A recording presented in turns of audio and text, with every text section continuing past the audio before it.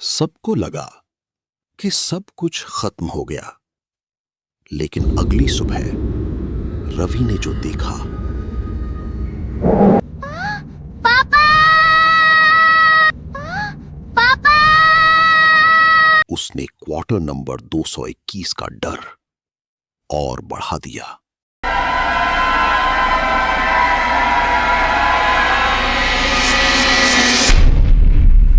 सब कुछ शांत हो गया था। कम से कम घर वालों को ऐसा ही लगा। मीरा ने भी सोचा शायद अब वो डरावनी बातें खत्म हो चुकी हैं। लेकिन असल शुरुआत अब होने वाली थी। अगले दिन सुबह घर में सब कुछ सामान्य था। विवेक ऑफिस जाने की तैयारी कर रहा था, मीरा रसोई में काम कर रही थी और रवि अपने कमरे में बैठकर पढ़ाई कर रहा था। कमरे में हल्की धूप आ रही थी, चारों तरफ शांति थी। रवि अपनी किताब में ध्यान लगाए बैठा था।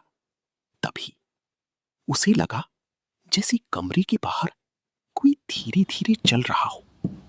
टक टक टक। रवि ने दरवाजे की तरफ देखा, लेकिन वहां कोई नहीं था। उसने सोचा शायद राहुल होगा और फिर पढ़ाई में लग गया। कुछ मिनट बाद फिर वही आवाज आई, टक टक टक। इस बार आवाज कमरे के अंदर से आ रही थी। रवि का दिल तेज धड़कने लगा। उसने धीरे धीरे पीछे मुड़कर देखा।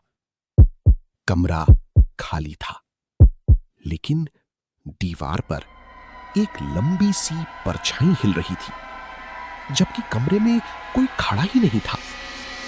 रवि डर गया। वो कुर्सी से उठने ही वाला था, तभी उसकी किताब के पन्ने अपने आप पलटने लगे। पढ़ पढ़ पढ़। रवि के हाथ कांपने लगे। उसने किताब बंद कर दी और दरवाजे की तरफ भागा, लेकिन दरवाजा अपने आप बंद हो गया। धड़ाम। अब रवि बुरी तरह डर चुका था। वो जोर जोर से चिल्लाया, मम्मी! रसोई में खड़ी मीरा दौड़ कर आई। विवेक भी बाहर से लौट आया, लेकिन जैसे ही दरवाजा खोला गया, अंदर सब कुछ सामान्य था। किताब मेज पर रखी थी, खिड़की बंद थी और रवि कमरे के कोने में कांप रहा था। वो रोते हुए बोला, वहां कोई था। विवेक ने उसे संभाला, लेकिन इस बार वो खुद भी परेशान था, क्योंकि रवि झूठ नहीं बोल रहा था।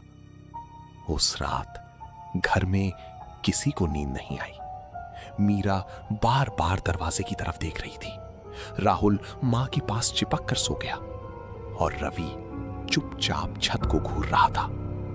लेकिन रात के करीब 2 बजे रवि ने फिर कुछ देखा। कमरे के दरवाजे पर वही परछाई खड़ी थी, धीरे धीरे उसकी तरफ बढ़ती हुई।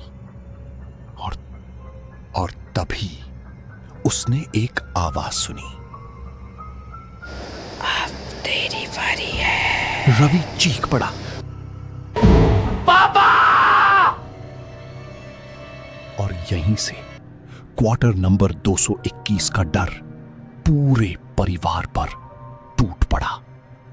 लेकिन असली डर अभी बाकी था, क्योंकि उसी रात बाथरूम के अंदर से टक टक टक आवाज आने लगी।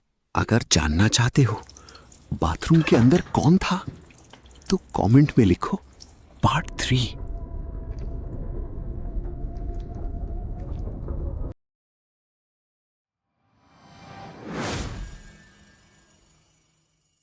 अगर आपको ये कहानी पसंद आई तो एक लाइक और कमेंट जरूर करें। मैं आपके लिए ऐसी ही डरावनी कहानियां खुद लिखकर लाता हूं, इसलिए कृपया चैनल को सब्सक्राइब करके सपोर्ट करें। धन्यवाद।